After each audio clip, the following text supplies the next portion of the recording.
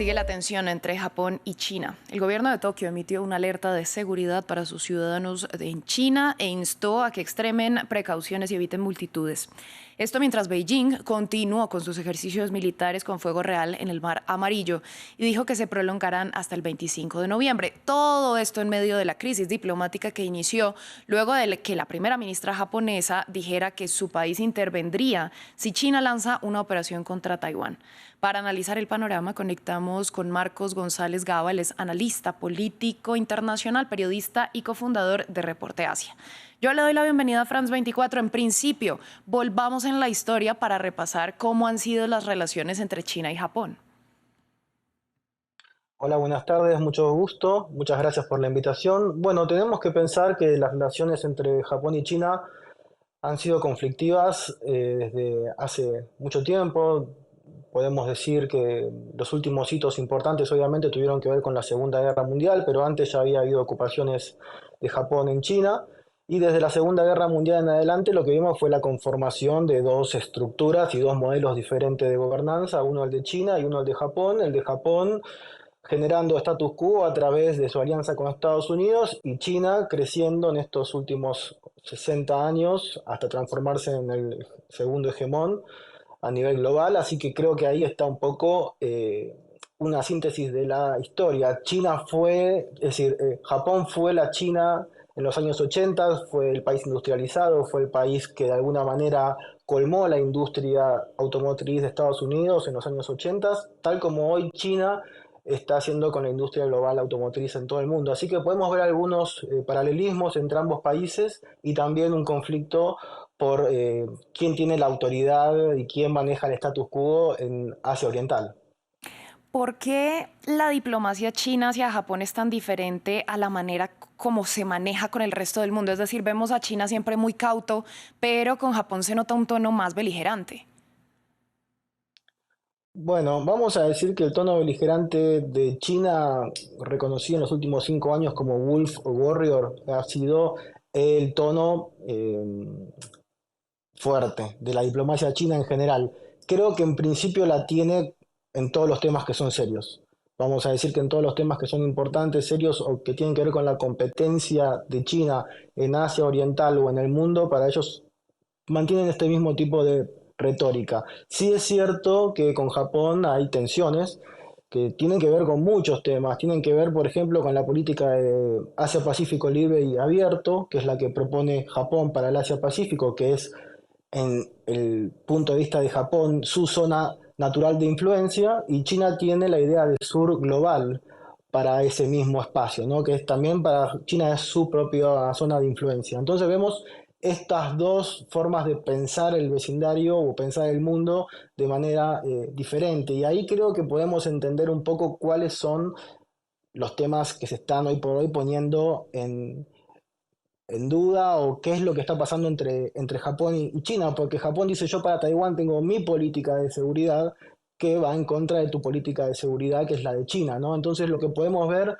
son como las confrontaciones de dos visiones geopolíticas.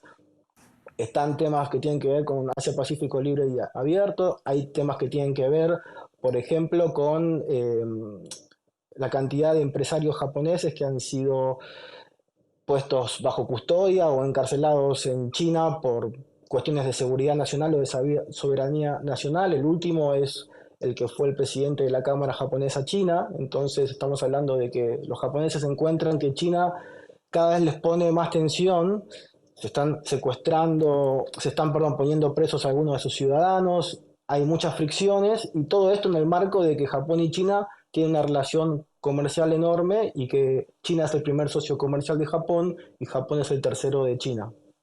Justamente le pregunto por eso que usted está mencionando, son socios comerciales sumamente importantes. ¿Cómo puede afectar esta tensión esas relaciones económicas? Completamente, desde el turismo ya se está hablando de que se están evitando los viajes de turistas japoneses a China y obviamente que son una parte importante de la porción que los visita anualmente. Por otra parte, se espera que tal vez haya algún tipo de consecuencia en lo que tienen que ver las importaciones de mariscos de Japón, que justamente China había abierto hace poco. Esto tiene que ver con el accidente de Fukushima y el vertido de aguas tratadas así que se espera que también pueda haber algún tipo de marcha atrás con respecto a ese tipo de medidas. También va a haber más tensión en en el mar del sur de China, va a haber más tensión por el tema de Taiwán, va a haber más tensión por el tema de las islas Senkaku, que son las islas que están en disputa entre Japón y China. Y bueno, indefectiblemente esto puede llegar a escalar y a generar más consecuencias desde lo económico, desde lo financiero. Tenemos que entender que Japón está llevando una geopolítica que está en todos sus manuales de defensa, que es que Japón considera que Taiwán es parte significativa o parte importante de su eh, influencia en Asia-Pacífico, y además Japón y Taiwán tienen una relación histórica. Yo diría que los taiwaneses son algo japoneses en comparación con los chinos, porque Japón ocupó a Taiwán durante 80 años, entonces hay una influencia de Japón muy importante en Taiwán, y creo que Japón está diciendo con Takaichi, con la primera ministra, algo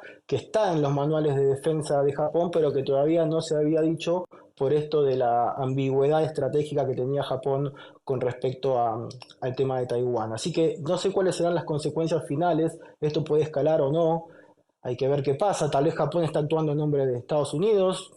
Tenemos que tener en cuenta que Takaichi y Trump se reunieron hace 3 semanas o menos y firmaron acuerdos importantísimos por tierras raras, por energía, intercambio en inversiones, temas de defensa, baja de los aranceles para Japón a un 15%. Así que creo que mientras que la relación entre Estados Unidos y Japón se realinea y se encuentran otra vez como aliados fuertes, vamos a empezar a ver también mucha presión hacia China. Tenemos que tener en cuenta que en Japón hay 120 bases militares de Estados Unidos con aproximadamente 60.000 soldados, más las que están en Corea del Sur, más las que están en Filipinas. Así que creo que China se siente impactado por esta influencia también. Pero si hablamos de ese escenario hipotético, ¿Japón tiene las capacidades militares para medirse ante China? No, no, yo pienso que lo de Japón es recién un encontrarse nuevamente con el espíritu de defenderse. Están en una etapa previa todavía que es, bueno, después de una cantidad de años en los cuales fuimos los campeones de la no proliferación y de la paz, nos vemos ahora en la obligación de aumentar nuestro gasto militar, y Japón espera llegar al 2% de su PBI para 2027. Es decir, es el único miembro de la OTAN que gasta menos del 2% de su PBI en comparación con el resto de los miembros.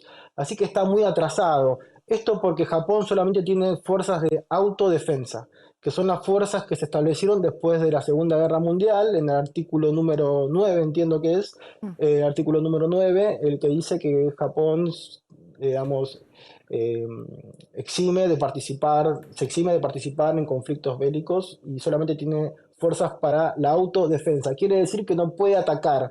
Y esto quiere decir que en comparación con las fuerzas de China están muy atrasados porque justamente no desarrollaron las capacidades bélicas al máximo.